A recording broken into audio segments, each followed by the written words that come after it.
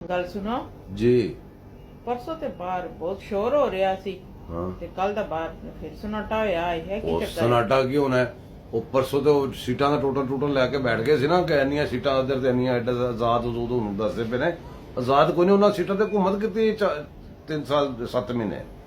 ਉਹ ਇਹਨਾਂ ਦੀ ਸੀਟਾਂ ਸੀ, ਉਹਨਾਂ ਚੋਂ 5 ਸੀਟਾਂ ਕਟਵਾ ਕੇ ਤੇ ਰੋਲਾ ਪਾ ਕੇ ਤੇ ਸ਼ੋਰ ਸ਼ਰਾਬਾ ਕਰਕੇ ਜਦੋਂ ਮਠਿਆਈਆਂ ਵੰਡ ਲੈਂਦੇ ਨੇ, ਬਾਅਦ ਚੋਂ ਜ਼ਹਿਨੀ ਗੁਲਾਮ ਨੇ ਨਾ, ਪੜ੍ਹੇ ਲਿਖੇ ਜਾਹਿਲ ਨੇ, ਬਾਅਦ ਚੋਂ ਤਰਜਮਾ ਕਰਾਉਂਦੇ ਨੇ, ਰੋਣ ਲੱਗ ਪੈਂਦੇ ਨੇ। ਉਹ ਤਰਜਮਾ ਕਰਾ ਕੇ ਪਤਾ ਲੱਗਾ ਕਿ 5 ਸੀਟਾਂ ਤਾਂ ਸਾਡੀਆਂ ਚਲੀ ਗਈਆਂ ਨੇ। ਪਹਿਲੀ ਵਜ੍ਹਾ। ਦੂਸਰੀ ਵਜ੍ਹਾ, ਜਿਹੜੇ ਇਲੈਕਸ਼ਨ ਹੋ ਰਹੇ ਨੇ ਉਦੋਂ ਜ਼ੈਨ ਕੁਰੈਸ਼ੀ ਆ ਗਿਆ, ਉਧਰੋਂ ਹਨੂਮਾਨ ਭਗਵਾਨ ਗੁਜਰਾਤ ਵਾਲਾ, ਇਹਨਾਂ ਦੋਨਾਂ ਦੇ ਵਿੱਚ ਆਪਸ ਵਿੱਚ ਵੀ ਮੁਕਾਬਲਾ ਹੋ ਗਿਆ ਤੇ ਇਹਨਾਂ ਦੋਵਾਂ ਨੇ ਰਲ ਕੇ ਫਿਰ ਉਹਦੇ ਨਾਲ ਵੀ ਮੁਕਾਬਲਾ ਕਰਨਾ ਹੈ।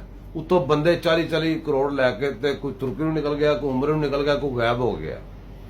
ਉੱਤੋਂ ਨੂੰ ਮੁੱਦੇ ਪਾਉਂਦੇ ਫਿਰਦੇ ਨੇ, ਕੋਟਾਂ 'ਚ ਜਾ ਕੇ, ਕੋਟਾਂ 'ਚ ਆਪਣੇ ਜਿਹੜੇ ਉਹਨਾਂ ਦੇ ਕਾਦੇ ਨਹੀਂ ਜੱਜ ਬੈਠੇ ਉਹਨਾਂ ਕੋਲ ਦਰਖਾਸਤ ਲੈ ਜਾਂਦੇ ਨੇ, ਉਹ ਫਟਾਫਟ ਉੱਥੇ ਤੇ ਜਾ ਮਨਜ਼ੂਰ ਕਰਕੇ ਤਰੀਕ ਦੇ ਦਿੰਦੇ ਨੇ।